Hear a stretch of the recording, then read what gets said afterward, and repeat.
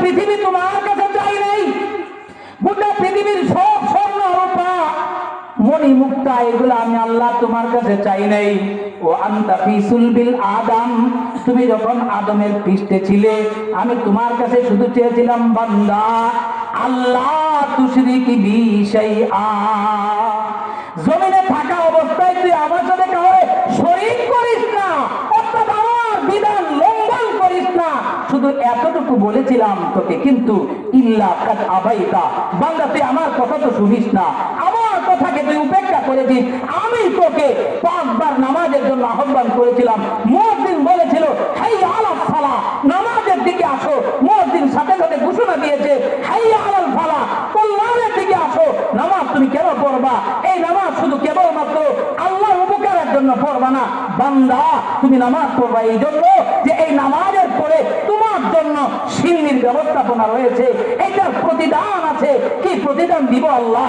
আমি আল্লাহ তো তোকে 100 টাকা দিয়ে কিনতে চাই নাই, আমি আল্লাহ তো তোকে 500 টাকা দিয়ে কিনতে চাই নাই, আমি আল্লাহ তো তোকে 5000 টাকা দিয়ে কিনতে চাই নাই, আমি আল্লাহ তো তোকে বাংলার ক্ষমতার বিনিময়ে কিনতে চাই নাই, আমি আল্লাহ তো তোকে অফার করেছিলাম আমার দিকে আয়, আমার বিধানগুলো মান, আমি তোকে সুবিশাল জান্নাতের মালিক বানিয়ে দেব।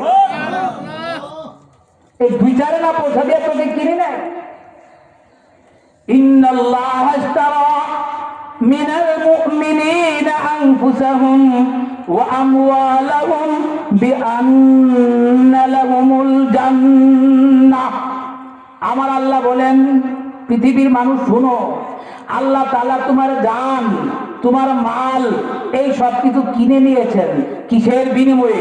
কিনতে হলে তো কিছু বিনিময় দেওয়া লাগে। পৃথিবীর কোন অর্থ করি নয়। বান্দা আমি তোরে কিনছি কি দিয়ে জানিস? আমি তোরে কিনছি একমাত্র ওই যে 7 আকাশের উপরে বিশাল জান্নাত, যেই জান্নাতে তোর আব্বা আদম ছিল, যে জান্নাতে তোর আম্মা হাওয়া ছিল, যে জান্নাতে এত নাজ নেয়ামত। আমার আল্লাহ হাদিসে কুদসিতে বলেন, ওই জান্নাতে কি আছে জানোনি? ওই মা লা আইনুন রাআত ওয়ালা উযুনুন সামিআত ওয়ালা খাতার আলা কলবি বাশার আদাতু লিইবাদি আস-সালিহিন, মা লা আইনুন রাআত ওয়ালা উযুনুন সামিআত ওয়ালা খাতার আলা কলবি বাশার। আল্লাহ বলেন, বান্দা আমি তোর জন্য জান্নাতে এমন নাজ নিয়ামত তৈরি করে রেখেছি, এত এত নিয়ামত আমি রেখেছি। এই জান্নাতের নাজ নিয়ামত তুই পৃথিবীতে থাকা অবস্থায় কোনোদিন চোখ দিয়ে দেখস নাই, কান দিয়ে ভালো করে শুনস নাই, কোনোদিন উপলব্ধি করতে পারিস নাই। এরকম নিয়ামতের ব্যবস্থা করে রেখেছি জান্নাতে। তুই কি কাজ করবি?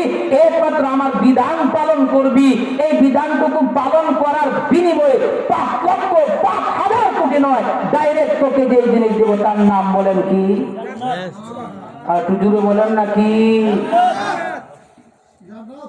আরে ভাই, ভিতরে ঢুকে কি পাবেন সেটা তো পরের কথা।